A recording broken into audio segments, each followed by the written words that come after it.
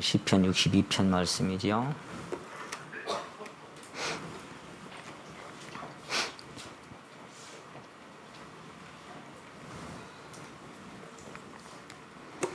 (1절에서) 끝절까지 말씀을 제가 읽겠습니다. 성도님 눈으로 따라 읽어주시면 되겠습니다. 시편 62편입니다. 나의 영혼이 잠잠히 하나님만 바라며 나의 구원이 그에게서 나는도다. 오직 저만 나의 반석이시오 나의 구원이시오 나의 산성이시니 내가 크게 요동치 아니하리로다. 넘어지는 담과 흔들리는 울타리 같은 사람을 죽이려고 너희가 일제히 합격하기를 언제까지 하려느냐. 저희가 그를 그 높은 위에서 떨어뜨리기만 꾀하고 거짓을 즐겨하니 입으로는 축복이요 속으로는 저주로다. 셀라. 나의 영혼아 잠잠히 하나님만 바라라. 대저 나의 소망이 저로 쫓아나는도다. 오직 저만 나의 반석이시오 나의 구원이시오 나의 산성이시니 내가 요동치 아니하리로다. 나의 구원과 영광이 하나님께 있으며 내 힘의 반석과 피난처도 하나님께 있도다. 백성들아 시시로 저를 의지하고 그 앞에 마음을 토하라. 하나님은 우리의 피난처시로다. 셀라. 진실로 천한 자도 헛되고 높은 자도 거짓되니 저울에 달면 들려 입김보다 경하리로다. 포학을 의지하지 말며 탈취한 것으로 허망하여지지 말며 재물이 늘어도 거기 지심치 말지어다. 하나님이 한두 번 하신 말씀을 내가 들었나니 권능은 하나님께 속하였다 하셨도다. 주여 인자함도 주께 속하였사오니 주께서 각 사람의 행한 대로 갚으심이니이다. 아멘. 오늘은 흔들리는 울타리라는 주제를 가지고 함께 말씀을 나누게 하셨습니다. 여기 본문 말씀에 4절에 보시면 넘어지는 담과 흔들리는 울타리 같은 사람을 죽이려고 이렇게 표현하는 여기 흔들리는 울타리에서 제목을 땄습니다. 제가 부제목을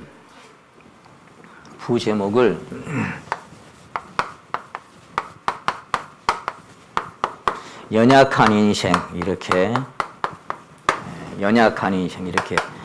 정했습니다. 그래서 연약한 인생이다 보니까 흔들릴 수밖에 없는 인생이다. 이제 그런 의미가 되겠습니다. 지금 넘어지는 담과 흔들리는 울타리 같은 그렇게 표현했어요. 흔들리는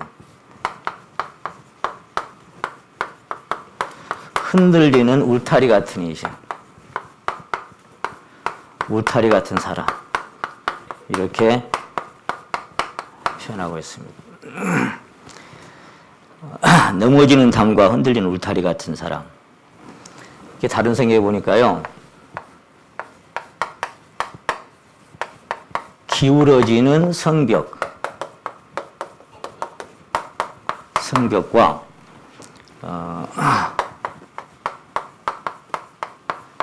무너지는 돌담 같은 인생, 무너지는 돌담 같은 이렇게 얘기하고 있고요. 그 다음에 이렇게도 얘기했어요. 쓰러지는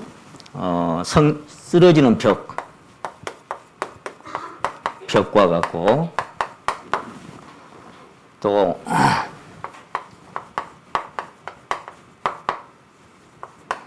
허물어지는 담과 같은 이렇게 표현했습니다. 연약한 인생인데 얼마나 연약하냐면 넘어지는 담과 같고 흔들리는 울타리 같은 그런 사람이다. 또 기울어지는 성벽과 같고 그리고 무너지는 돌담과 같은 인생이다. 쓰러지는 벽과 같고 그리고 허물어지는 담과 같은 그것이 자기 인생. 지금 누가 얘기하고 있는 거예요? 다윗이. 하나님의 마음에 합한 사람이라고 하는 이 다윗이 자기 자신이 이런 존재라고 이렇게 연약한 인생이라고 그렇게 자신을 표현을 하고 있습니다. 그럼에도 불구하고 여기 지금 2절에 보시면 오직 저만 나의 반석이시오 나의 구원이시오 나의 산성이시니 내가 어쩐다고요? 내가 크게 요동치 아니하리로다. 그렇게 말씀하고 있어요. 요동치 아니하리로다. 이렇게 표현하고 있습니다. 똑같은 말씀으로 거기 6절이 보시면 내가 요동치 아니하리로다. 이렇게 말하고 있습니다. 넘어지는 담과 흔들리는 울타리 같은 사람이고 기울어지는 성벽과 무너지는 돌담 같고 쓰러지는 벽과 같고 허물어지는 담과 같은 인생이면 그냥 넘어져 쓰러져 버려야 되는데 크게 요동치는 않는다. 그렇게 말하고 있습니다. 요동치 않는다. 그렇게 표현하고 있습니다. 왜냐하면 하나님이 나의 힘이고 반석이고 요새이기 때문에 나는 그렇게 크게 요동하고 그렇지 않을 수 있다. 이제 그렇게 자백을 하고 있습니다. 제가 한때 참 좋아했던 언론사의 슬로건이 있다고 말씀을 몇 번 언급한 적이 있습니다. 모두가 다 잠든 밤에도 누군가는 홀로 깨어 있어야만 한다. 모두가 다 흔들리는 날에도, 바람에 흔들리는 날에도 누군가는 홀로 흔들리지 않고 서 있어야만 한다. 그런 언론사의 슬로건을 제가 참 마음에 좋아했던 그런 때가 있었습니다. 그래서 마치 그것은 어떤 자백과 같냐면 신앙적으로 본다면 사도 베드로가 다 주님을 부인할지라도 모두가 다 주님을 부인할지라도 나는 언제든지 부인하지 않겠습니다 라는 것과 똑같습니다. 다 잠들어 있어도 다 흔들려도 나는 깨어 있거든. 나는 흔들리지 않겠다. 다 주님 부인하고 도망가도 나는 그러지 않겠다. 그렇게 다짐하고 결심하고 자백하는 그런 모습과 같다. 그렇게 생각이 들었습니다. 사랑하는 성도 여러분, 여러분은 여러분의 믿음이, 여러분의 신앙이, 여러분의 마음이 흔들려 본 적이 있습니까? 아니면 한 번도 흔들려 보지 않았습니까? 주님께 뿌리를 딱 내리고 항상 흔들리지 않고 딱 서 있었습니까? 제가 아침에도 이 성경을 살피다가 전도서에 보니까 바람의 길을 네가 알 수 없고 그리고 태에서 아이의 뼈가 어떻게 자라는지를 알 수 없는 것처럼 만사를 운행하시는 하나님의 섭리를 네가 알 수 없다. 이렇게 말씀하셨는데 바람의 길을 네가 알 수가 없다. 흔들리는 건 왜 흔들려요? 뭔가 바람이 불어오기 때문에 흔들리는 겁니다. 근데 그 바람에 불어오는 길도 알 수 없고 불어가는 길도 알 수가 없어요. 남으로 불다가 북으로 돌이키며 이랬잖아요. 그러니까 이 바람이 어디서 불어올지 언제 불어올지 어떤 풍속으로 얼마나 강하게 불어올지 나는 몰라요. 인생의 길에. 그래서 딱 버티고 서 있다가도 이 바람이 내가 예측할 수 없는 그런 강한 바람이 확 불어오면 나도 모르게 휘청할 때가 있어요. 그게 내 인생이더라. 그런 얘기예요. 다윗이 그걸 깨달은 거예요. 내가 흔들리는 담과 같은 그런 인생이구나. 그걸 이 사람은 안 겁니다. 여러분은 흔들려 본 적이 없습니까? 성경은 믿음에 굳게 서서 남자답게 강건하라고 권하고 있습니다. 딱 서서 흔들리지 않고 딱 서 있으라. 특히 이제 부활장을 말씀하시면서 우리가 살아가는 모든 삶이 헛되지 않을 것을 알았기 때문에 사도 바울은 고린도전서 15장에서 말씀하시기를 그러므로 사랑하는 형제들아 견고하며 흔들리지 말며 항상 주의 일에 더욱 힘쓰는 자들이 되라. 이는 너희 수고가 주 안에서 헛되지 않은 줄 알미니라. 딱 서서 하나님의 일에 막 몰두하고 이렇게 살아갔으면 좋겠다. 왜냐하면 너희 부활이 기다리고 있고 부활 때 너희가 수고한 모든 수고가 하나님 앞에 반드시 상급으로 나타나기 때문이다. 이렇게 이제 말씀하셨어요. 여러분 흔들리지 않으려면 그리스도께 뿌리를 내리고 그 뿌리가 점점 깊어져서 그 생명을 공급받고 살아가는 것밖에는 다른 방법이 없습니다. 골로새서 2장에는 그 안에 뿌리를 박으며 세움을 입어 교훈을 받은 대로 믿음에 굳게 서서 감사함을 넘치게 하라. 그리스도를 우리 심령의 주로 받았으니까 그 닷과 같은 뿌리와 같은 생명의 근원 되신 거기에 뿌리를 깊이 내려서 거기서 그 그 생명을 공급받을 때만 우리는 버티고 살아갈 수 있는 신앙이 될 수가 있는 것입니다. 에베소 4장에 보시게 되면 그리스도의 장성한 분량이 충만한 데까지 이르기를 원하는데 그것은 모든 교훈의 풍조에 밀려 여동치 않게 하려고 그리스도의 장성한 분량이 충만한 데까지 이르러서 그분의 어떠하심 같이 우리가 어떠하심을 입으면 모든 교훈의 풍조에 몰려 여동치 않고 서 있을 수 있는 사람이 된다. 그때까지 온전한 사람을 이루어서 성장하기를 성경은 권하고 있습니다. 그러나 우리가 오해하지 말아야 할 것은 우리 중에 아무도 자기 스스로 굳게 서서 흔들리지 않을 자는 한 사람도 없다는 것입니다. 자기 스스로 딱 서서 끝까지 신앙에 한 번도 흔들려 보지 않고 살아갈 수 있는 사람은 한 사람도 없어요. 바람이 불 때 나뭇가지가 바람에 흔들리지 않은 나뭇가지는 하나도 없습니다. 그래서 이렇게 딱 흔들려요. 바람이 불어가는 쪽으로 흔들립니다. 흔들리지 않고 딱 버티다 보면 툭 꺾어져 버립니다. 그래서 우리는 세상에서 때로 흔들리지만 아주 침몰하지는 않는 그것이 우리의 신앙들이다 그렇게 생각합니다. 왜냐하면 이 성경은 선주로 생각하는 자는 넘어질까 조심하라 그렇게 고린도서 10장 12절에서 경고하고 있습니다. 선주로 생각을 해 스스로. 나는 딱 서 있는 사람이야. 나는 넘어지지 않을 거야. 나는 흔들리지 않을 거야. 이렇게 생각하는 사람은 넘어질까 조심해라. 그 사람 심령 안에 선줄로 생각했다고 하는 것은 뭐예요? 자기 자신이 스스로 자만하고 있다는 그런 말씀이 되시겠습니다. 그래서 성경은 너는 마음을 다하여 여호와를 의지하고 네 명철을 의지하지 말아라. 네 명철을 의지하지 마라. 스스로 지혜 있는 채도 하지 말아라. 스스로 지혜 있는 채 해버리면 그 지혜가 얼마나 허망한 것인 것을 하나님은 알게 하십니다. 주님도 자기 스스로는 아무것도 할 수 없다고 요한복음 5장 30절에 말씀하셨습니다. 내가 내 스스로는 아무것도 할 수가 없다. 오직 아버지께서 내 안에 계셔서 아버지 행하시는 대로 나는 할 수밖에 없다. 그래서 아버지로 인하여 주님이 살아가셨던 것처럼 우리는 주님으로 인하여 밖에 살 수 없습니다. 그런 주님인데 우리가 감히 흔들리지 않고 그렇게 살아갈 수 있는 사람은 이 세상에는 아무도 없습니다. 우리가 얼마나 연약하고 무익한 존재를 아셨기 때문에 주님은 우리에게 말씀하시기를 나를 떠나서는 너희가 아무것도 할 수 없다고. 아무것도 할 수 없다고. 작은 것은 할 수 있고 큰 것은 할 수 없다는 얘기가 아닙니다. 아무것도 할 수 없다고 그렇게 말씀하셨어요. Apart from me you can do nothing이라고 그랬으니까 nothing은 뭐예요? 아무것도 못하는 거예요. 주님 떠나서는 어떤 것도 할 수 없는 것이 우리 인생입니다. 만약에 주님을 떠나서 한 것이 있다면 그것은 내가 한 것이고 그것은 하나님 앞에 아무것도 가치 있는 것이 없는 것입니다. 이제 오늘 흔들리는 울타리, 부제목을 연약한 인생이라고 이렇게 지었는데요.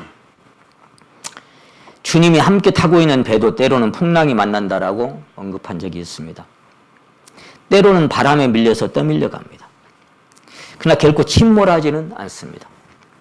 그 광풍이 일어나며 물결이 부딪혀 배에 들어와 배에 가득하게 되었다라는 말씀이 마가복음 한번 찾아봅니다. 마가복음 4장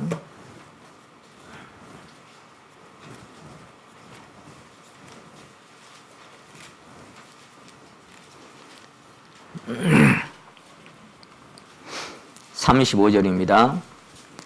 그날에 저물 때에 제자들에게 이르시되 우리가 저편으로 건너가자 하시니 저희가 무리를 떠나 예수를 배에 계신 그대로 모시고 가매 다른 배들도 함께 하더니 큰 광풍이 일어나며 물결이 부딪혀 배에 들어와 배에 가득하게 되었더라. 예수께서는 고물에서 베개를 베시고 주무시더니 제자들이 깨우며 가로되 선생님이여 우리가 죽게 된 것을 돌아보지 아니하시나이까 하니 예수께서 깨어 바람을 꾸짖으시며 바다들에 이르시되 잠잠하라 고요하라 하시니 바람이 그치고 아주 잠잠하여지더라.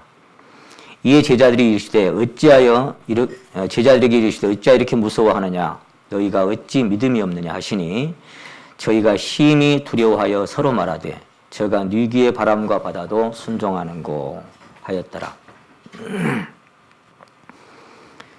여러분 주님을 그대로 모시고 그랬어요. 배에 주님이 계시는데 주님이 계신 배도 풍랑을 만나요. 우리 심령 우리가 주님을 모시고 살아가지만 이 땅에 불어오는 시련의 고난의 풍랑이나 바람은 피할 수가 없습니다. 주님이 함께 계셔도 풍랑은 여전히 일어날 수가 있는 것입니다. 광풍이 일어나며 물결에 부딪혀 배에 들어와 배에 가득하게 되었더라 이렇게 돼 있어요. 배에 물이 들어와서 가득하게 출렁출렁 이렇게 찰랑찰랑 넘치는 거예요. 그래도 예수님은 고물이 뭐냐면 배 훔이에요. 배 끝에 부분에 이렇게 배에 이렇게 그 고물에 베개처럼 생긴 그것을 이렇게 베고 그냥 주무시는 거예요.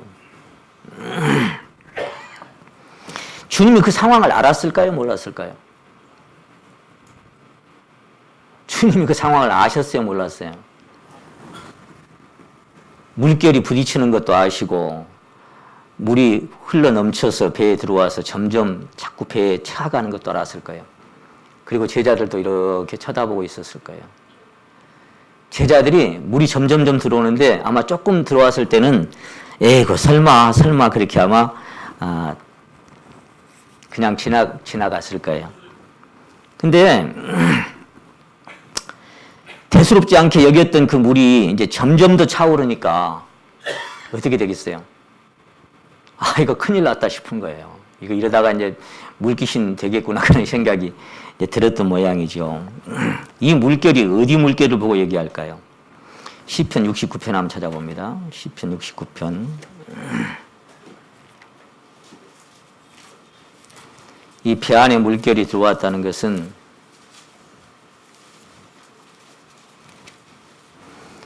(69편) 1절에 한번 보십니다. 하나님이여 나를 구원하소서. 물들이 어디 들어왔어요? 내 영혼까지 흘러 들어왔나이다. 내가 설 곳이 없는 깊은 수렁에 빠지며 깊은 물에 들어가니 큰 물이 내게 넘치나이다. 내가 부르짖음으로 피곤하여 내 목이 마르며 내 하나님을 바람으로 내 눈이 쇠하였나이다. 다윗은 이런 상황을 자기 영혼에게 물이 흘러 들어왔다라고 그렇게 표현하고 있습니다. 여기 보면은 흘러 들어왔는데 내가 설 곳이 없는 깊은 수렁에 빠져 있다. 그렇게 표현하고 있습니다.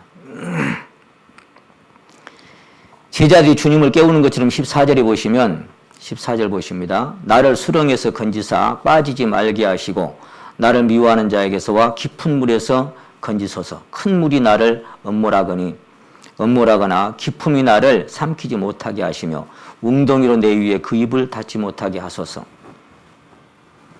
이 다윗의 자백처럼 심령에 이렇게 이 물결이 흘러 들어오는 이 물결이 무슨 물결일까요? 세상에 이런저런 시련과 고난과 시험의 물결들이 막 들어와서 내 영혼 안에 밀려 들어와서 내 자신이 막 흔들리게 만드는 그런 물결들이 있습니다. 그래서 그런 상황이 되니까 내가 부르짖음으로 피곤하여 그랬죠. 제자들이 들어와서 이제 찰랑거리면서 막 배가 침몰 직전까지 되니까 그때서야 막 주님을 깨우기 시작합니다. 별로 대수롭지 않게 여기다가도 급박하고 어려운 상황이 오면 우리는 주님 앞에 바로 엎드릴 수밖에 없는 존재인 것을 깨닫게 됩니다. 제가 가끔 말씀드리기를 하나님께서는 저와 여러분을 골방의 밀실로 깊이 불러들여서 교제케 하고 싶은데 근데 분인나가 아니면 한나가 성전에 들어갈 필요가 없어요. 분인나의 괴롭힘이 아니라면 한나가 거기 들어갈 필요가 없다고요. 거기 뭐하러 가요? 하나님은 인생을 하나님의 그 밀실의 골방에 불러들이는 그 방법 중에 하나는 그 사람의 삶에 시련과 고난과 풍랑의 바람들을 허락하시는 것입니다. 그것이 흘러 들어와도 자꾸 다른 데로 도망가는 사람도 있겠지만 진짜 그 사람이 구원의 뿌리가 있고 성도라면 하나님 앞에 나옵니다. 이 풍랑 인연하에서 더 빨리 갈 수밖에 없다라고 자백합니다. 하나님께 가까이 갈 수밖에 없는 사람이 되는 것입니다. 처음에는 바가지로 퍼내보고 물결을 막 어떻게 해보려고 했지만 안 돼. 자기 힘으로 할 수 있는 것이 있다면 하나님께 뭐하러 그래 애절하게 부르짖습니까? 그렇게 안 되니까 하나님께 매달리는 겁니다. 그렇게 안 되게 하신 분도 하나님이고 물결이 일어나게 하신 분도 하나님입니다. 상황을 보아하니까 모두가 익사 직전에 와 있다는 사실을 깨닫게 됩니다. 주님을 막 주무시는 주님을 깨웁니다. 시편 121편 4절에 보시면 이스라엘을 지키시는 자는 졸지도 아니하시고 주무시지도 아니하신다 그렇게 되어 있습니다. 너를 지키신 자는 졸지도 않고 주무시지도 않는다. 근데 때로는 여러분 주님이 주무시고 계신 것처럼 느껴질 때 없습니까? 주님이 졸고 계신다라고 느껴질 때 없습니까? 엘리야가 갈멜산에서 바알 선지자 그 450명하고 그 850명 그 선지자들하고 대결을 하는데 그 신들을 섬기는 사람들이 막 신을 부르죠. 계속해서 부르는데 대답이 없어. 그러니까 야, 너희 신이 주무시는가 혹시 밖에 나갔는가 더 세게 불러봐라 막 그러죠. 여러분 그런 것처럼 저와 여러분이 섬기는 하나님은 때로는 숨어 계실 때도 있고 자신의 존재를 드러내지 않을 때도 있고 침묵으로 일관할 때도 있습니다. 여러분은 그런 걸 느끼신 적이 없습니까? 그래서 이스라엘을 지키시는 자는 졸지도 아니하시고 주무시도 아니하시라고 그렇게 자백했던 사람들이 44편에 보시면 44편 한번 가봅니다.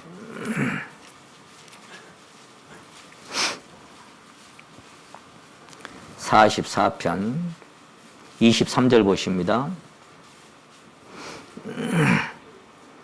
23절 24절 같이 한번 읽어보시겠습니다. 시작.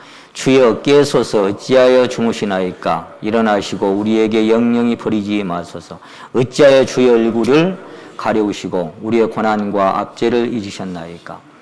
우리 영혼은 진토에 굽으리고 우리 몸은 땅에 붙었나이다. 일어나 우리를 도우소서. 주의 인자함을 인하여 우리를 구원하소서. 졸지도 않고 주무시도 않는다라고 자백했는데 그런데 어쩔 때는 그래요. 주여 깨소서 어째서 주무십니까? 왜 잠만 자고 있습니까? 제자들이 물결이 부딪혀가지고 막 침몰 직전까지 왔는데 주님은 꼼짝달싹 안 하는 거예요. 그냥 고무를 베고 그대로 주무시고만 계시네요. 여러분 그런 걸 느낀 적 없습니까? 여러분의 삶 속에서.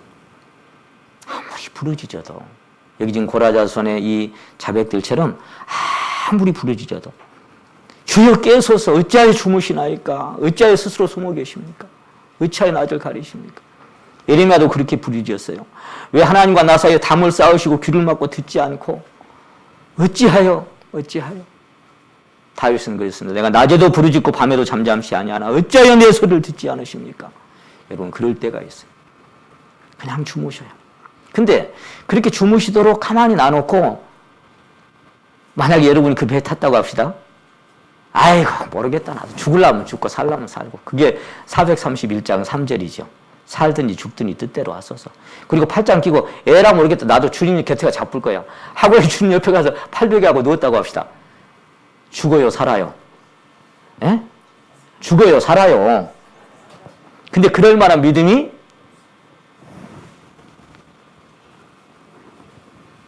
안 돼요.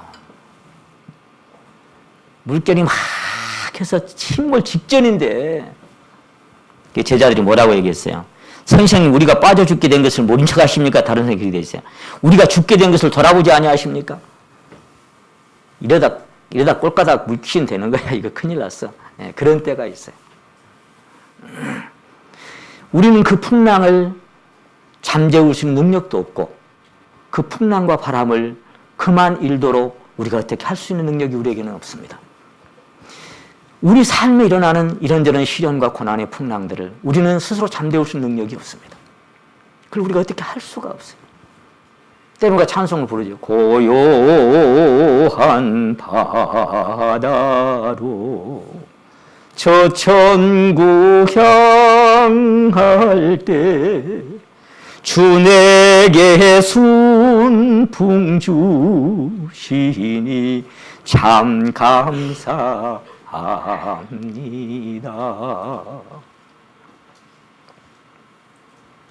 내게 순풍을 주실 때 찬송하죠.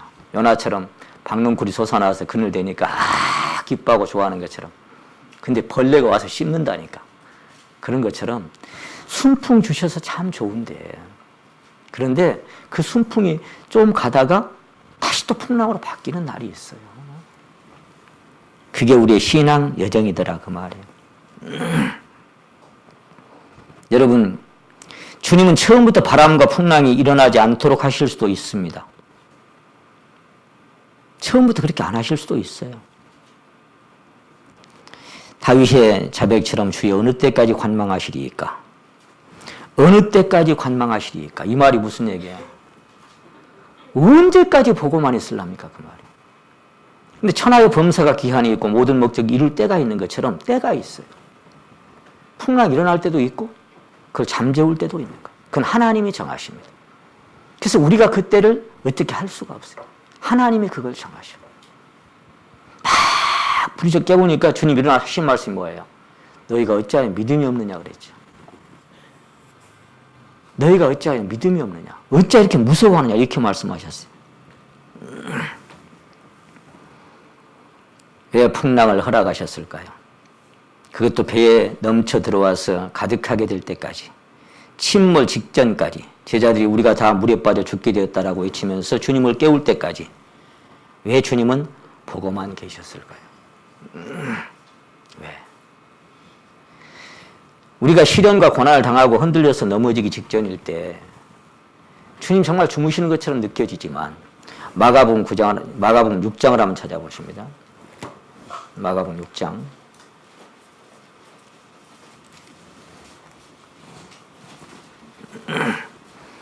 45절입니다.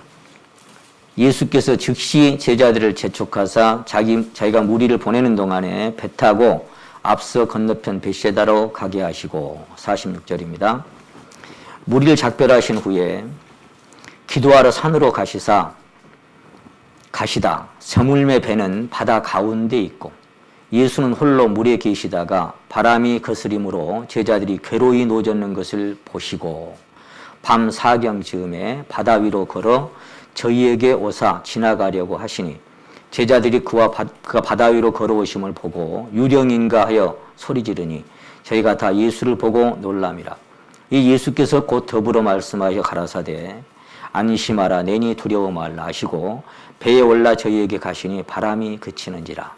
제자들의 마음이 심히 놀라니 이는 저희가 그 떡 되는 것을 깨닫지 못하고 잊은 사경이라고 하는 게 새벽 2시에서 4시까지 정도를 얘기한다고 합니다. 그러니까 새벽에 바다 한가운데라고 했으니까 풍랑의 중심에 있는 겁니다. 그 풍랑이 있는 중심에 가요. 우리 인생이 가는 이 여정이 어두운 골짝 지나가며 험한 바다 건너서 우리 그렇게 가고 있는 것이 이 신앙의 여정입니다. 천국 문에 이르도록 나와 동행하소서. 어두운 골짝도 지나가고 험한 바다를 지나서 그걸 안 지나고 천국문에 가면 좋을 텐데 그걸 지나야만 천국문에 갈 수 있어요. 내가 많은 환난을 겪어서 비로소 천국에 갈 수 있을 것이다. 그랬던 것처럼 그렇게 흔들리면서 갑니다. 근데 시편 107편에 있는 것처럼 그 풍랑을 시편 107편 보십니다.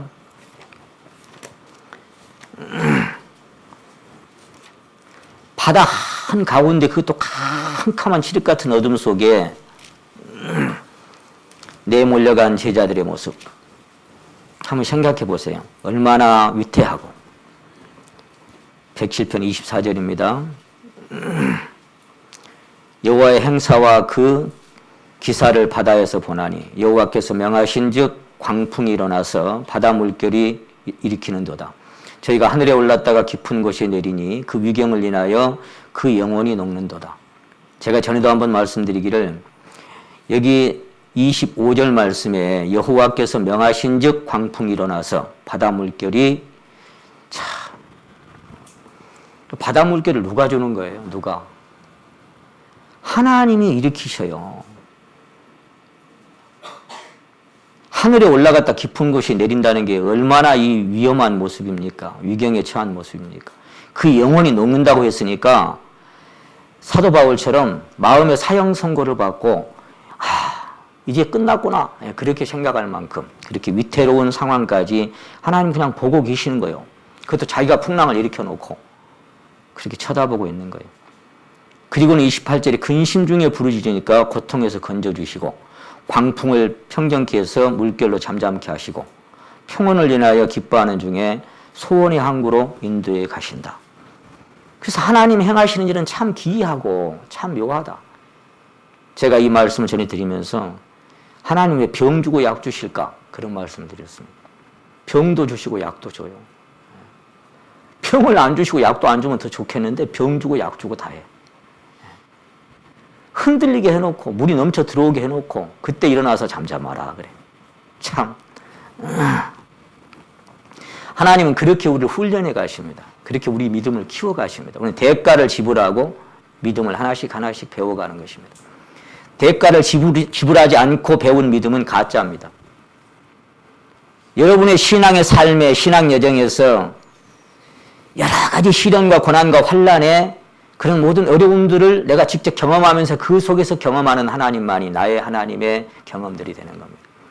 의의 말씀을 경험하는 자가 되는 겁니다. 그렇지 않으면 경험이 아니라 그냥 이론이에요.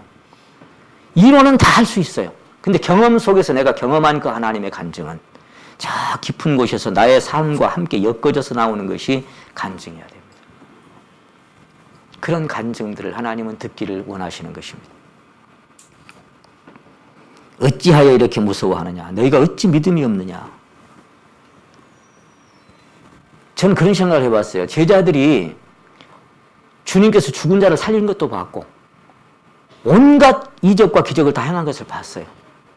그리고 그런 주님을 모시고 배에 함께 모시고 가는데 그래서 그들은 막 무섭고 두렵고 아이고 죽을랑갑다 물귀신 될랑갑다 하고 막 난리가 났어요.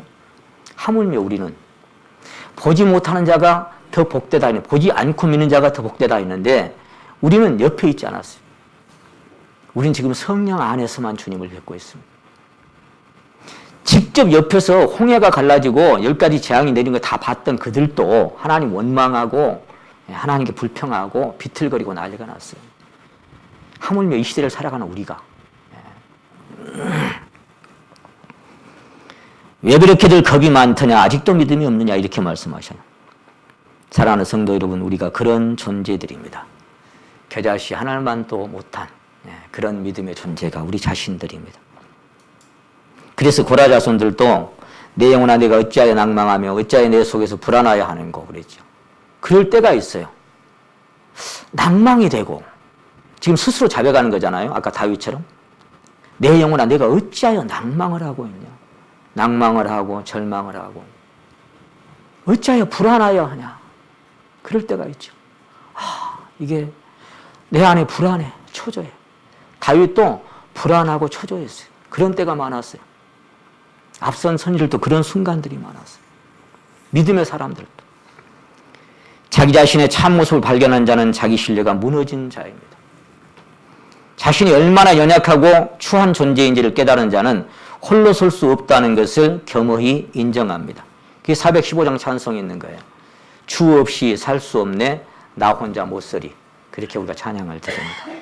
힘없고 부족하여 지혜도 없으니 우리가 그런 인생입니다. 다윗은 하나님의 마음에 합한 사람이고 믿음의 사람이고 용사 중에 용사였습니다. 그는 맨손으로 곰과 사자를 찢어 죽일 만큼 괴력의 사나이였습니다. 그는 거룩하신 하나님의 능력을 힘입어서 물맷돌로 골리앗을 때려눕힌 이스라엘의 영웅이었습니다. 그런 그가 왜 먼저 나서지 않고 시편 60편 다시 봅니다. 본문 말씀 들어가서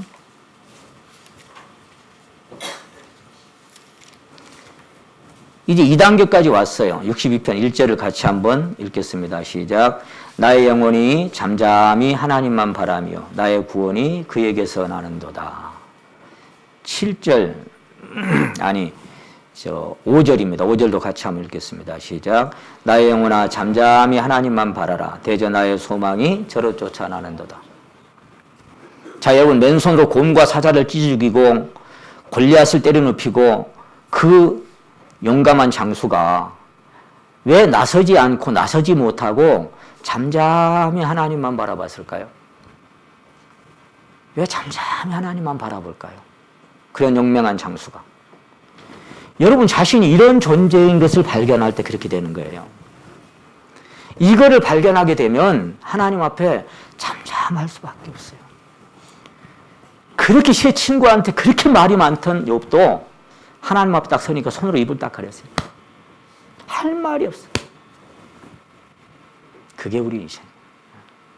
하나님 앞에 누가 입을 뻥끗할 수 있습니까? 아무도 안 말할 수 있어요. 홀로 설 수 없다는 것을 인정하는 사람. 다윗은 하나님의 마음에 합한 사람이고 믿음의 사람이고 용사 중에 용사였습니다. 그런 그가 이제 나설 수가 없는 존재인 것을 알았어요. 넘어지는 담과 흔들리는 울타리 같은 사람이구나.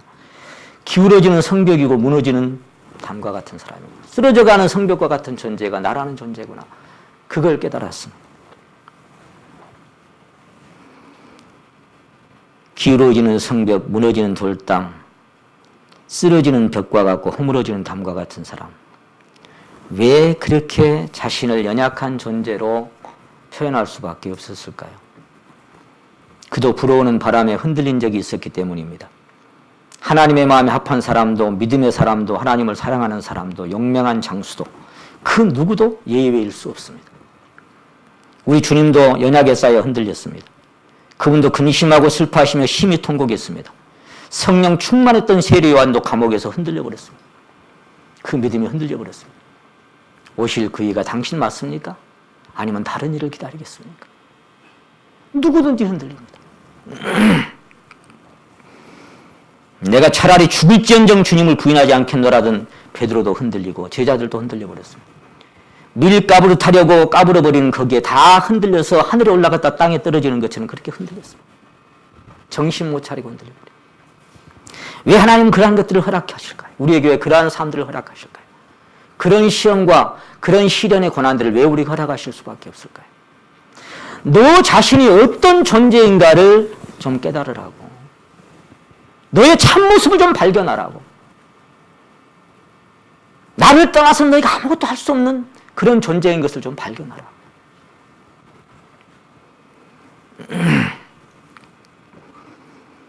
사도 바울도 이런저런 바람에 흔들렸습니다. 하나님께서 사도인 우리를 죽이기로 작정한 자같이 말세에 미말해 두셨구나. 죽여버릴란갑다. 그래서 사도 바울은 애통하는 마음과 많은 눈물로 내가 이 글을 쓴다고 했어요. 슬프고 아프고 고통스럽고 눈물이 쏟아지고 시련의 고난 속에 강한 사람은 아무도 없습니다. 그 고난을 통해서 우리는 이런 인생인 것을 발견해 가는 것입니다. 인류의 첫사람 아담도 하와도 유혹의 바람에 흔들려 넘어지고 말았습니다. 하나님 앞에 가장 먼저 사귐을 가졌던 그 사람도 흔들려 버리고 말았습니다. 믿음의 조상 아브라함도 흔들렸고 야곱도 흔들렸습니다. 위대한 승리의 사람 믿음의 사람 엘리야도 흔들려 버리고 말았습니다. 이세벨을 통해서 너는 죽었다라고 하는 그 말 한마디에 그 바람에 그냥 흔들려서 광야로 쫓겨가서 로뎀나무 밑에서 차라리 죽여달라고 엎드려 버리고 말았습니다. 그 위대한 선진도 가서 그렇게 흔들려 버리고 말았습니다. 모세도 흔들렸고 삼손도 흔들렸습니다. 요나도 흔들렸고 솔로몬도 흔들려 버리고 말았습니다. 바람에 한 번도 흘리지 않는 나뭇가지가 어디 있겠습니까? 한 번도 흔들리지 않고 가만히 있는 나뭇가지는 죽어버린 가지입니다. 여러분, 살아있는 이 실록의 나뭇가지들은 바람이 불면 바람을 타고 흔들릴 수밖에 없습니다. 그런 것처럼 생명이 살아있는 저와 여러분도 이 세상에서 흔들림이 어떤 것인가를 느낄 때가 있습니다. 모든 신자들도 저와 여러분도 불어오는 바람에 흔들리고 비틀거릴 때가 있습니다. 성경에 보시면 하나님께서 우리에게 술을 마시고서 그 술로 비척거리게 만들었다고 말씀하셨어요. 하나님이 술을 마셔 비척거리게 만들어 내 스스로 설 수 없는 인생인 것을 발견하게 하십니다. 다윗은 특별히 죄악의 바람에 흔들렸습니다. 질고의 바람에도 흔들렸습니다. 38편 한번 찾아보십니다. 시편 38편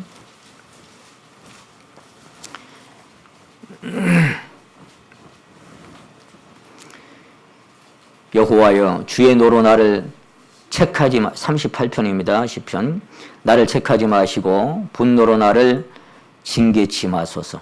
주의 살이 나를 찌르고 주의 손이 나를 심히 누르나이다. 주의 진노로 인하여 내 살에 성한 곳이 없사오며 나의 죄로 인하여 내 뼈에 평안함이 없나이다. 내 죄악이 내 머리에 넘쳐서 무거운 짐 같으니 감당할 수 없나이다. 내 상처가 썩어 악취가 나오고 나의 우매한 연고로소이다. 내가 아프고 힘이 구부러졌으며 종일토록 슬픈 중에 다니나이다. 내 허리에 열기가 가득하고 내 살에 상한 곳이 없나이다. 내가 피곤하고 힘이 상하였음에 마음이 어째요? 불안해요. 불안하고 신음하나이다. 주의 나의 모든 소원이 주의 앞에 있사오며 나의 탄식이 주의 앞에 감추지 아니하나이다. 내 심령이 뛰고 심장이 뛰고 내 기력이 쉬하여 내 눈이 빛도 나를 떠났나이다. 나의 사랑하는 자를 떠나고 홀로 있는 것 같은 그런 고통과 아픔 속에 다윗도. 근데 여기 보니까 내 죄악이 내 머리에 넘쳐서 무거운 짐 같으니 감당할 수 없나이다. 시편 40편 12절에 보시면 죄가 나의 머리털보다 많음으로 그랬어요. 또 시편 65편에 보시면은 죄악이 나를 이겨 싸우니 그랬습니다. 여러분, 내가 죄를 다스리지 않으면 죄가 너를, 그래서 문 앞에 엎드려 있을 테니까 너는 죄를 다스리라 그랬죠. 근데 우리 인생은 죄를 다스릴 인생이 못 됩니다. 그래서 죄악이 나를 이겨 싸우니 그랬어요. 그래서 죄악이 나를 이겨 싸우니 주께서 우리 죄를 사하시리이다. 그렇게 다윗은 자복합니다. 여러분, 죄악을 우리 스스로 이길 수가 없어요. 다윗도 그 바람에 흔들려 넘어졌고 그 유혹의 바람에 흔들려 쓰러졌어요. 이런저런 시련의 바람에 흔들렸습니다. 그는 시편 25편 15절에 보시면 나는 외롭고 괴롭사오니 하나님이 내게 돌이키사 나를 구원하소서 그랬습니다. 외로움의 바람에도 흔들려봤고 고난의 바람에도 흔들려봤습니다. 병마의 바람에도 흔들려봤습니다. 여러분이 시원한 에어컨 바람에 가만히 졸고 계시니까 하나도 안 흔들리네. 그냥 끝 시간까지 가만히 에어컨 바람 앞에 눈 감고 계셔요. 흔들리지 않아요. 괜찮아요. 선선하니까 졸리지요? 괜찮아요. 주무셔도 괜찮아요. 여러분, 그는 아내가 7명이 있으나 아내가 7명일 그때에 우리아의 아내를 취하고 살인하고 범죄했습니다. 아내가 7명일 때. 그러면서 그는 자신의 힘이 추악하고 연약한 존재임을 깨달았습니다. 스스로 버틸 수 있는 존재가 아님을 깨닫게 됩니다. 죄악을 내가 이길 수 없는 인생인 것을 깨닫게 됩니다. 그 죄악의 바람, 유혹의 바람에 기울어지고 넘어질 수밖에 없는 인생인 것을 깨닫게 됩니다. 여러분, 그런 걸 깨달아 본 적이 있습니까? 그런 나의 참모습을 발견한 적이 있습니까? 그래서 그는 시편 51편에서 하나님이여 주의 긍휼을 조차 주의 많은 자비를 조차 내 죄가를 도말해 달라고 내 속에 정한 마음을 창조하시고 내 안에 정직한 영을 새롭게 해달라고 나를 주 앞에 쫓아내지 마시라고 그렇게 막 울부짖습니다. 그 시편 51편에 다윗의 절박한 기도였던 것입니다. 그는 누구보다도 하나님의 긍휼과 자비와 인자와 사랑이 필요한 사람인 것을 알았습니다. 왜? 나는 이런 존재이기 때문에. 스스로 설 수 없는 인생인 것을 알았기 때문에. 여러분, 그래서 그는 애통했습니다. 제가 이 글을 하나 읽어드릴 텐데요. 어떤 성도님이 책에서 이렇게 읽었다면서 저한테 보내주셨어요. 애통은 우리의 고통과 하나님의 약속 사이의 틈에서 부르는 노래이다. 이게 시편 51편이에요. 다시 한번, 애통은 우리의 고통과 하나님의 약속 사이의 틈에서 부르는 노래이다. 애통은 상한 심령으로 하나님께 나아가고 어찌하라고 불평을 토로하고 하나님께 약속을 지켜달라고 요청하며 그분을 향한 믿음을 다시 고백하는 행위이다. 애통은 인생의 아픔과 상처와 고통 속에서 하나님의 약속을 부여잡게 해주는 기도의 언어이다. 때때로 검은 구름이 몰려와 하늘은 온통 흑암으로 가득할지라도 빛과 사랑이신 하나님의 긍휼은 끝이 없다. 그래서 성경은 애통하는 자는 복이 있다고. 그게 뭐 복받을 일이에요. 슬피 우는 게. 그래서 마음이 가난한 자는 복이 있다고. 그게 뭔 좋은 일이라고. 마음이 가난한 자는 복이 있다. 하나님은 공의의 하나님이시지만 반면에 긍휼과 자비의 하나님이십니다. 하나님 마음이 가난하고 목마른 자들의 하나님이십니다. 하나님은 저는 자의 하나님이십니다. 야곱의 하나님이시고 약한 자의 하나님이십니다. 하나님은 형의 하나님이 아니고 동생의 하나님이에요. 항상 가인과 아벨, 에서와 야곱 이렇게 보면은 요셉의 형들도 마찬가지지만 형들이 하나님이 아니에요. 동생의 하나님. 먼저 택한 이스라엘의 하나님이 아니라 이방인들의 하나님. 그렇게 은혜의 하나님으로 넘어오신 우리 주님. 저는 자의 하나님이고 야곱의 하나님이고 약한 자의 하나님입니다. 동생의 하나님이시고 죄인의 하나님이십니다. 하나님 마음이 상한 자의 하나님이시고 애통하는 자를 위로하시는 하나님이십니다. 고로 하나님은 부족한 자의 하나님이시고 흔들리는 자의 하나님이십니다. 흔들리기 때문에 의지가 필요하잖아요, 우리가. 흔들리기 때문에 지팡이가 필요하고 내가 쓰러질 수밖에 없는 인생이기 때문에 주님을 바라볼 수밖에 없습니다. 그것이 저와 여러분의 존재인 것입니다. 내가 아닌 척 할지라도 하나님 우리를 그렇게 결과를 말씀하셔요. 너는 그런 인생이다. 나를 떠나서 내가 아무것도 할 수 없는 존재다. 스스로 설 수 없는 인생인 것을 계속해서 말씀하십니다. 그래서 하나님 부족한 자의 하나님이시고 흔들리는 자의 하나님이십니다. 하나님은 약한 곳에서만 강함을 나타내시는 하나님이십니다. 그래서 사도 바울은 내가 부득불 자랑할진대 나는 나의 연약함을 자랑하겠노라고. 꼭 자랑할 게 있다고 생각한다면 어리석으나마 내가 자랑해볼까? 근데 사실 나 연약한 것밖에 자랑할 것이 없어. 그렇게 뭘 그게 자랑거리라고. 왜 그래요? 하나님이 약한 곳에서 강하게 역사할 수 있다는 사실을 깨달았기 때문에 자기는 약한 것밖에는 자랑할 것이 없다라고. 자기는 자기 속에 들여다보니까 선을 행하고자 하는 나에게 악이 죄악이 함께 있고 마음으로는 하나님을 법을 섬기지만 육신은 죄의 법을 섬기면서 거기 흔들려 살아가는 인생일 수밖에 없다는 것을 사도 바울도 깨닫습니다. 그것이 로마서 7장입니다. 다윗이 자기를 발견했던 것처럼 사도 바울도 자기 자신을 발견했습니다. 자기 자신의 참 모습을 발견하고 오호라 나는 그렇게 외쳤던 사람이 사도 바울인 것처럼 저와 여러분도 그런 자리에 갈 수밖에 없는 인생인 것을 하나님은 계속해서 보여주시기를 원하시는 것입니다. 다른 성경에 보면 나는 나의 약점을 자랑하겠습니다. 내 연약한 것을 자랑하겠습니다. 그랬어요. 나의 약한 것들을, 나의 약점을, 나의 연약한 것을 여러분 서로 우리가 둘러앉아 간증하면 뭐 간증이에요? 나는 이것도 있고 저것도 있고 나는 이것도 할 수 있고 저것도 할 수 있고 나는 이것도 잘했고 저것도 잘했고 이런 거 내놓습니까? 더러운 발을 내놓은 것이 우리의 교제 자리입니다. 사도 바울은 내놓을 것이 그것밖에 없었어요. 나는 나의 약한 것들, 나의 연약한 것들 다 자랑할게. 자신의 연약함을 제대로 깨닫는 자만이 그래서 연약함을 자랑하는 자만이 주 안에서 가장 강한 자인 것을 성경은 말씀하고 있습니다. 자신의 연약함을 자랑하는 자는 다윗처럼 홀로 설 수 없다는 사실을 깨달은 사람입니다. 자신의 연약함을 자랑하는 자는 자신에게 선이 없음을 발견한 사람입니다. 자신의 연약함을 자랑하는 자는 주야로 끊임없이 주님 앞에 아까 백성이 수시로 마음을 토하라 그랬죠. 계속 마음을 토할 수밖에 없는 인생인 것을 발견한 사람들입니다. 자신의 연약함을 자랑하는 자는 스스로 작게 여기며 가장 낮은 자리에 처할 수 있습니다. 오늘 우리가 암송했죠. 암송 말씀. 마음의 교만은 패망의 선봉입니다. 겸손은 존귀합자이니라. 교만은 패망입니다. 선주로 생각하는 자는 교만한 자입니다. 내가 뭐 할 수 있는 인생인 것으로. 자기 신뢰가 무너지지 않은 사람은 끝까지 하나님 앞에 자기 자신을 보지 못한 사람, 볼 수가 없는 사람. 자신의 연약함을 자랑하는 자는 아무에게도 돌을 줄 수 없는 자임을 깨달은 사람입니다. 그래서 자신의 연약함을 자랑하는 자는 허물을 용납하고 용서할 수 있는 사람입니다. 그럴 수밖에 없습니다. 자신의 연약함을 자랑하는 자는 은혜로 사는 자고 긍휼과 자비 안에서 살아가는 사람입니다. 자신의 연약함을 자랑하는 자는 주님으로 인하여 사는 자고 주님밖에는 은혜밖에는 자랑할 것이 없는 사람이 이런 사람들입니다.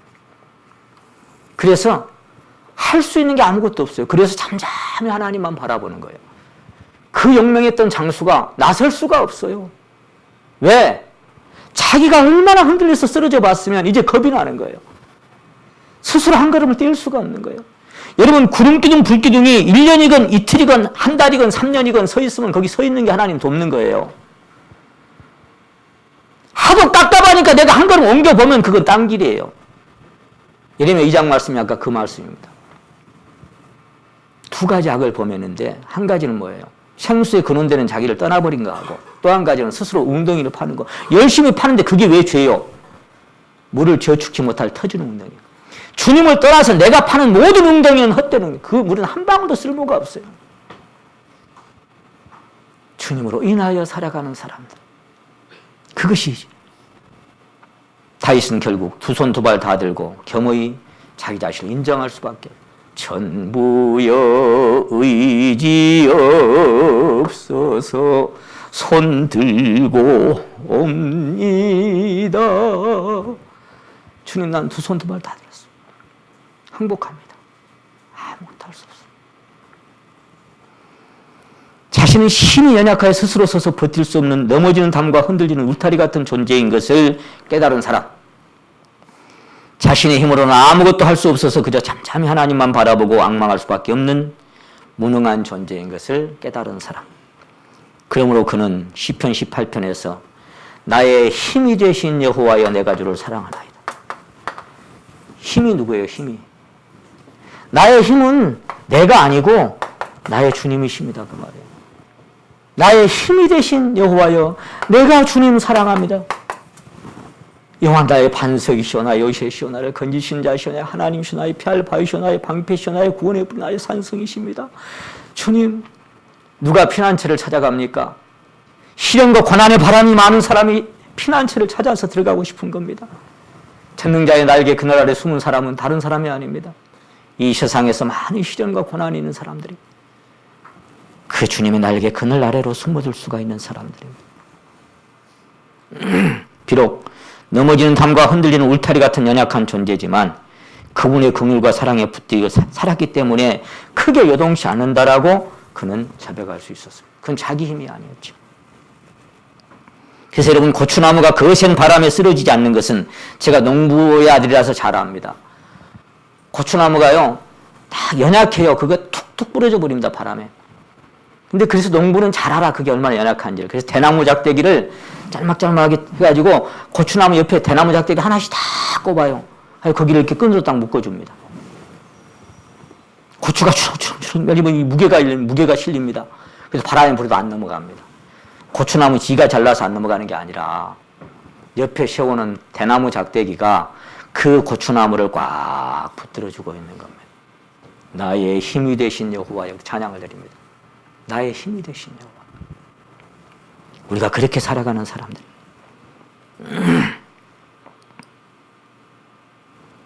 우리가 그렇게 찬송을 드립니다. 주와 같이 길 가는 것 이렇게 찬양을 드립니다. 2절에 보면은 어린 나이 같은 우리 그 다음에 뭐 나와요?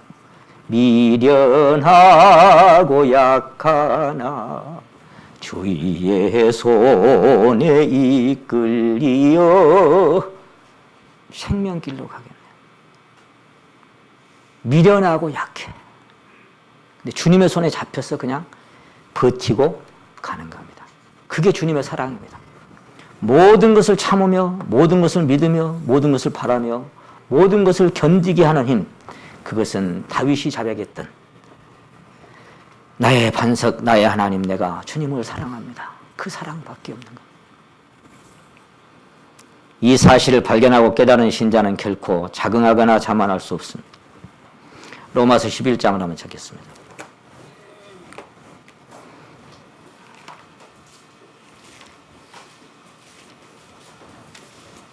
로마서 11장.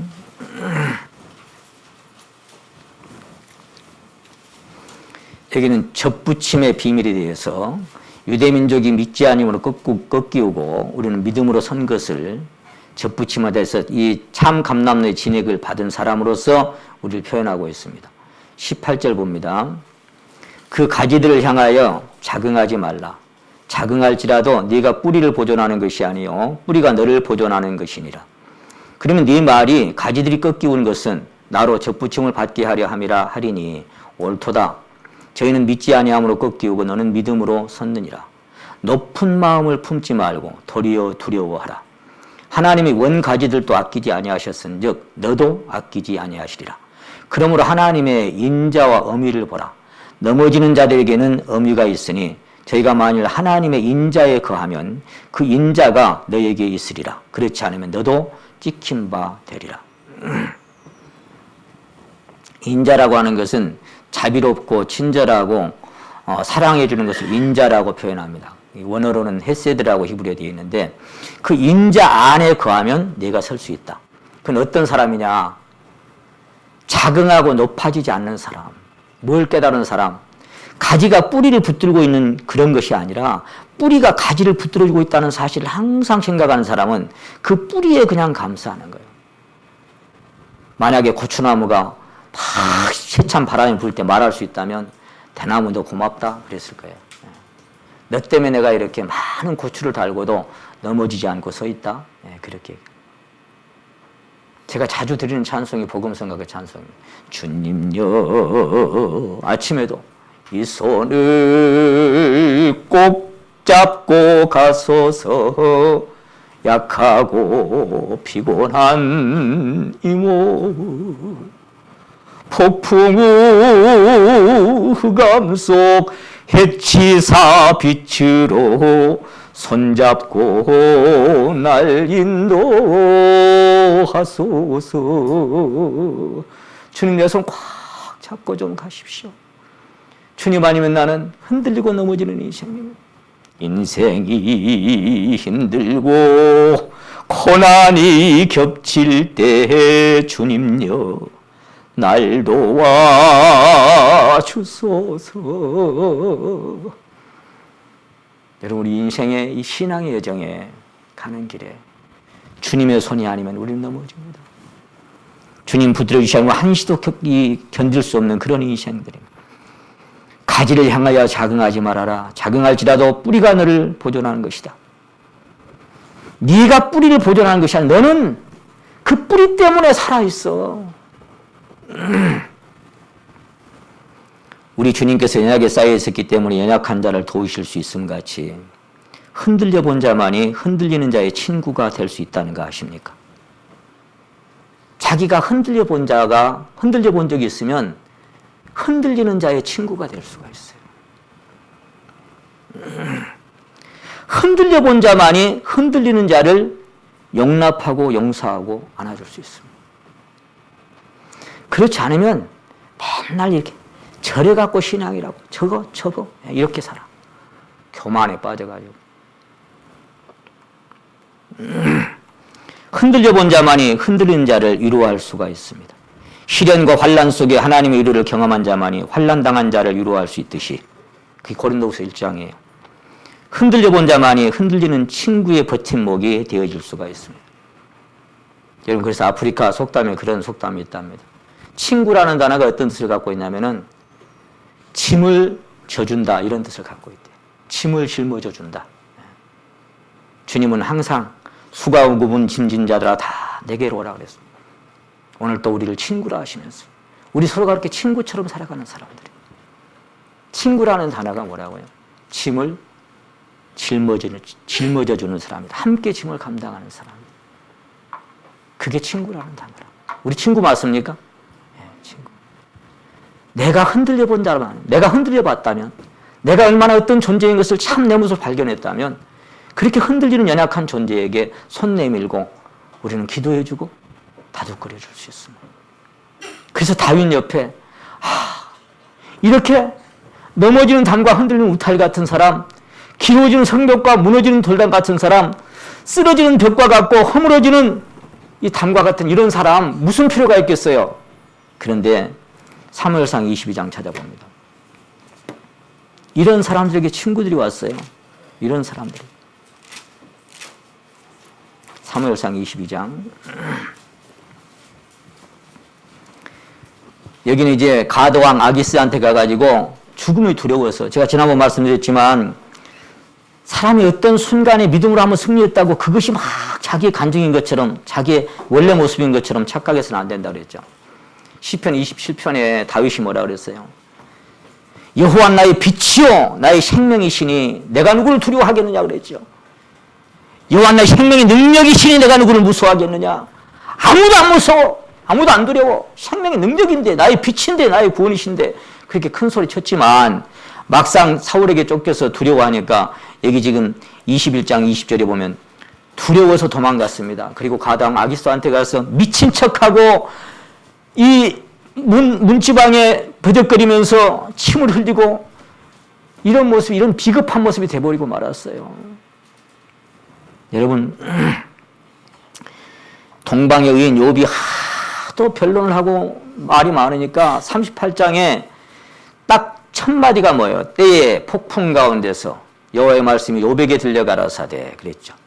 딱 첫 마디가 뭐였어요? 무지한 말로 이치를 어둡게 하는 자가 누구냐? 너는 대장부처럼 허리를 묶고 내가 네게 묻는 것을 대답하라. 이게요, 욥이 어떤 존재인가를 딱 발견하게 해주는 그 순간들이었습니다. 그 순간. 대장부처럼 허리를 묶는다는 게 뭐예요? 이렇게 서라는 거예요. 이렇게 서라는 거예요. 너 이렇게 서봐, 허리를 묶고. 너 그렇게 진짜 똑똑해? 너 진짜 그렇게 잘났어? 이렇게 서봐. 나 너한테 물어볼 테니까 한 가지만 대답해봐. 내가 이 땅에 기초를 놓을 때 너 어디 있었어? 그때는 어디 있었어? 너 존재가, 너 뭐야 도대체? 너 뭔데? 욥은 기가 막혔을 거예요. 억장이 무너졌을 거예요. 어안이 벙벙하고. 무슨 말을 해야 되지? 거기서부터 쭉 얘기해 가는데 욥은 손으로 입을 가리고 죄를 뒤집어 쓰고 회개합니다.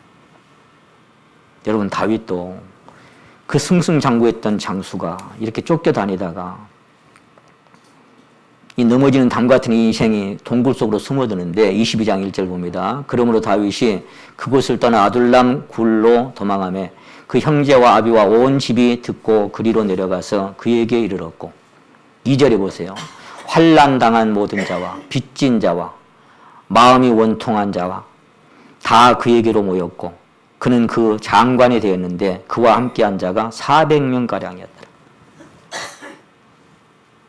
너희를 택하심을 보라 그랬죠. 미련하고 천하고 없고 가난하고 이런 사람.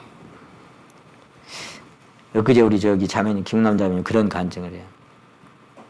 요새 맨발 걷기가 정말 대단하죠. 다 맨발 벗고 걸으라고.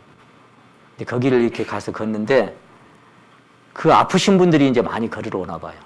같이 이렇게 대화를 해보니까 암 환자가 7명이나 되더래요. 근데 이렇게 이제 얘기를 하다 보니까 수양회를 갑시다. 그러니까 따라갈까? 그래갖고 같이 가시러 한 분이 계신가 봐요. 여러분도 함께 기도해 주시고요. 이게 무슨 얘기? 왜 그들과 이렇게 함께 이렇게 얘기가 통할 수 있을까요? 동병상련이요. 같은 입장에 처한 사람이 그 입장을 이해할 수 있기 때문에 여기 환난당한 모든 자, 빚진 자와 원통한 자 이런 사람들이 쓸만한 사람들은 한 사람도 안 와요. 다윗에게 도움을 줄 만한 사람은 한 사람도 없어. 그냥 뭐가 도움이에요? 같이 있는 것만으로도 도움이에요. 콩나물 시루에 제가 그랬죠. 콩나물 하나 아무리 탐진 것이라도 꺼내서 세워놓으면 저 혼자 서 있는 놈 봤냐고요. 다 자빠져요. 한 녀석도 혼자 못 있어요. 근데 콩나물 시루 안에서 서로 어깨 맞대고 그냥 같이 서 있는 겁니다. 저는 자고 기우는 자고 흔들리고 넘어지는 담과 같은 토터링 댄스요. 흔들리는 담이에요. 리닝 월 비틀거리고 흔들리는 넘어가는 담장이에요. 그런 사람들끼리 서 있는 거예요. 같이 기대고 나 혼자 못 서니까 같이 기대는 거예요.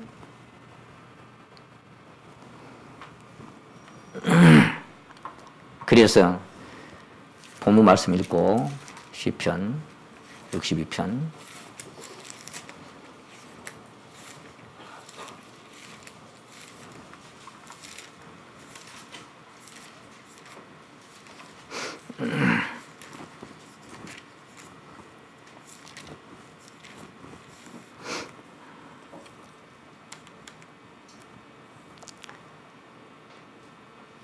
(1절에서) (3절만) 같이 읽고 성찬 예식 행하도록 하겠습니다. 시작.